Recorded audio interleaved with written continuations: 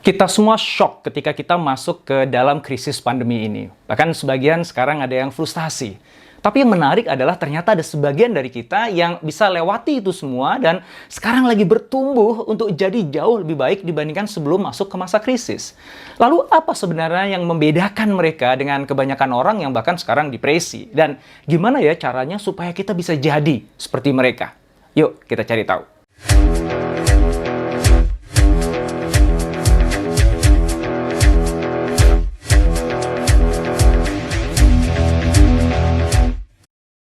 Ini adalah Kubler-Ross Change Curve yang mengatakan bahwa kalau kita ingin keluar dari krisis pandemi ini tumbuh menjadi lebih baik dibandingkan sebelum krisis, maka ada 5 tahapan yang harus kita lewati. Yang pertama adalah ketika kita shock dengan kenyataan realita bahwa kita harus ada di rumah selama beberapa hari, nggak bisa melakukan aktivitas yang selama ini kita lakukan, biasanya kita akhirnya masuk ke fase denial, di mana kita menyangkal bahwa kehidupan yang selama ini kita jalankan terpaksa kita nggak bisa lakukan lagi. Dan akhirnya kita mulai bilang bahwa ya ini kan cuma 2 minggu gitu ya. Dan akhirnya kita sadar bahwa nggak cuma 2 minggu ya. Ternyata PSBB-nya diperpanjang 2 minggu berikutnya, 2 minggu berikutnya. Dan itu membuat kita jadi frustasi. Membuat kita menjadi benar-benar merasa dalam situasi yang nggak enakin banget. Dan pada akhirnya kita nggak bisa menyangka lagi bahwa memang realitanya udah seperti itu. Di mana begitu banyak keterbatasan di sana-sini yang membuat kita kerja nggak nyaman, kita bangun bisnis nggak nyaman, kita berhubungan dengan orang juga nggak nyaman. Dan ketika kita melalui fase frustasi itu cukup lama, pada akhirnya kita masuk ke fase depresi, di mana kita udah kehilangan semangat, kehilangan motivasi, nggak punya mood, nggak ada energi untuk menjalankan usaha kita, untuk bekerja dengan optimal di perusahaan, apalagi ngejar karir. Kita benar-benar ada dalam posisi yang sangat-sangat rendah. Namun kalau kita bisa lewati fase depresi dengan baik, kita akan masuk kepada fase eksperimen. Di mana di fase ini kita mulai coba-coba hal-hal yang baru. Kalau misalnya bisnisku aku jalankan secara online, gimana ya? Kalau misalnya aku bisa lakukan kerjaanku secara remote menggunakan tools ini, gimana ya? Kalau aku bisa koordinasi dengan timku dengan aplikasi ini, gimana ya? Dan ketika kita melakukan fase eksperimentasi itu dengan baik, kita nanti bisa akhirnya masuk ke fase berikutnya, yaitu decisions, di mana kita memutuskan pada akhirnya bahwa ada cara yang lebih baik untuk melakukan pekerjaan kita. Ya, yang itu bisa jadi lebih baik dibandingkan sebelum kita masuk ke masa pandemi. Ada cara yang ternyata baru tahu kita dan itu ternyata lebih efektif, lebih efisien, lebih bagus untuk kita jalanin usaha kita. Dan ketika kita bisa lewati fase decision ini dengan baik, akhirnya apa yang kita temukan dari proses eksperimentasi, kemudian era menyimpulkan itu kita mulai integrasikan ke dalam hidup kita, ke dalam pekerjaan kita, ke dalam gaya kepemimpinan kita, ke dalam bisnis kita. Dan itu akhirnya menjadikan diri kita diri yang baru. Bisnis kita bisnis yang baru. Yang itu akan lebih baik bahkan dibandingkan kita sebelum masuk ke masa krisis pandemi. Nah, yang jadi pertanyaan adalah gimana caranya kita bisa melewati fase-fase itu? Karena ternyata ada orang yang dia lama sekali pindah dari satu fase ke fase yang lain. Bahkan bisa jadi stuck di satu fase, dia nggak bisa move on lagi. Dia depresi berkelanjutan dan nggak bisa masuk ke eksperimen. Nah, ini Kubler-Ross ini memberikan saran yang pertama ketika Anda ada di fase denial. Ini berlaku bukan hanya untuk Anda pribadi, tapi juga untuk tim Anda loh ya.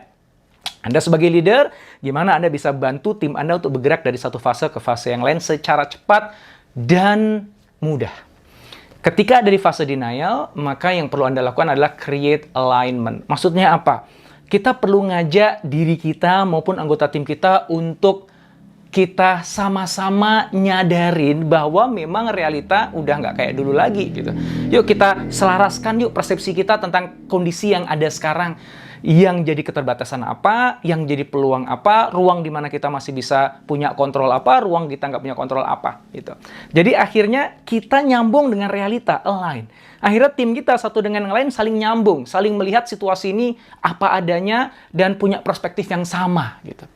Nah, itu yang akan membawa kita akhirnya pindah dari denial ke frustasi. Masih tetap nggak enak sih, tapi setidak-tidaknya kan udah pindah ke fase berikutnya. Di mana akhirnya oke deh, Sekarang aku nyadarin bahwa emang situasinya nggak kayak dulu lagi. Bahwa ketika aku mau koordinasi dengan tim, nggak bisa seenak dulu lagi kumpul di suatu tempat. Kita bisa ngobrol. Ketika bagi tugas juga nggak mudah. Ketika kita ngelayanin customer juga nggak lagi mudah. Bangun bisnisnya juga nggak lagi mudah. Tapi paling nggak kita nerima keadaan itu. Dan ini yang akan membawa kita nanti untuk masuk ke fase berikutnya. Nah, gimana caranya untuk kita bisa pindah ke fase berikutnya? Pastikan kita memaksimalkan komunikasi di dalam tim kita ataupun juga kita dengan diri kita sendiri. Ya, sama-sama semua orang tahu di mana batasan itu, apa yang bisa, apa yang enggak, apa yang kemudian perlu dilakukan oleh setiap orang di dalam tim kita, termasuk pada diri kita sendiri. Kita terus komunikasi pada diri kita sendiri bahwa okay, this is the way things are, this is the things I can do, this is the thing I cannot do, and therefore ini ruang yang mungkin masih aku bisa mainkan. Nah, itu akan bawa kita ke fase depresi. Masih nggak enak sih. Ya, kenapa? Karena begitu kita lewati fase yang frustasi itu, kita udah dalam situasi di mana tahu betul bahwa keterbatasan itu mengganggu gitu. Kita sudah menerima, kita sudah mengetahui adanya keterbatasan itu. Cuman tetap aja kita nggak bisa keluar dari situ gitu.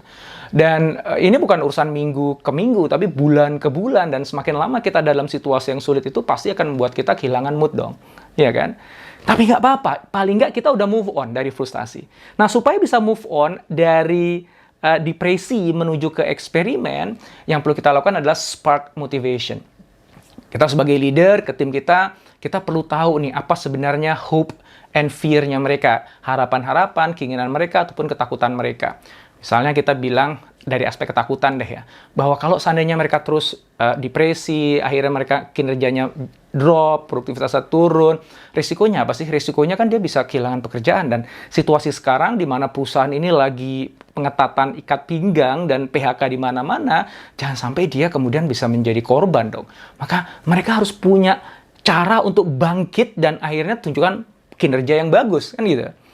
Ya, dan juga bangun hope bahwa kalau mereka bisa lewati ini semua, nanti mereka akan tumbuh jauh lebih baik dibandingkan sebelumnya. Nah, itulah yang akan membuat mereka nanti pindah dari depresi ke eksperimen. Demikian juga kita dengan diri kita terus bicara dengan diri kita sendiri bahwa, kalau aku terus begini, terus cuma ngeluh, nggak berbuat apa-apa, apa sih sebenarnya risikonya? Apa yang kemudian hal terburuk yang bisa terjadi yang kita nggak inginkan gitu. Tapi kalau setidaknya aku mulai nyoba sesuatu yang baru, kira-kira apa yang mungkin aku bisa dapatkan? Nah, dari itu, maka kita akan mulai melakukan eksperimentasi, nyobain hal-hal baru yang berbeda. Nah, pada saat fase ini, maka kita perlu mendevelop capability kita. Ya, karena ketika kita misalnya punya bisnis, biasanya dijualnya offline. Sekarang kayaknya aku pengen coba nih jualan secara online. Tapi aku nggak tahu caranya. Nah, itu kan berarti kan capability-nya harus dibangun tuh. Ya nggak? Demikian juga gitu. Aku biasa koordinasi dengan tim tuh, ya udah ketemu muka, aku langsung bagi tugas saja. Sekarang aku harus pakai aplikasi. Aku nggak tahu caranya. Nah, ini ada caranya. Gimana sih ngelola remote workers? Itu juga ada caranya. Kita harus belajar. So, pada fase ini, cara yang paling bagus untuk kemudian kita bisa pindah dari eksperimen menuju decisions adalah kita belajar, ngembangin capability kita, demikian juga capability dari anggota tim kita. Nah, setelah kita akhirnya pindah menjadi decisions, di mana kita akhirnya ngambil keputusan, oh ternyata aku ketemu cara yang lebih baik untuk bisa menjual produkku. Aku ketemu cara yang baik untuk bisa koordinasi dengan timku. Nah, pada saat itu, kemudian kita share success story itu, temuan kita itu, knowledge kita itu kepada sebanyak mungkin orang. Dan dengan kita membagikannya pada orang lain, sebenarnya kita sedang mengunci, menjadikan temuan kita itu menjadi sesuatu yang lebih permanen dalam diri kita.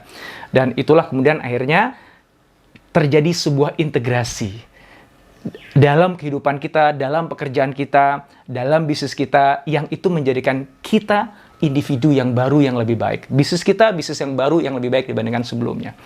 Oke, so mudah-mudahan Bapak Ibu, teman-teman, sahabat semuanya bisa melewati 5 fase ini dengan baik dan cepat, sehingga kita semua nanti keluar dari pandemi ini menjadi individu, pribadi yang jauh lebih baik, insya Allah.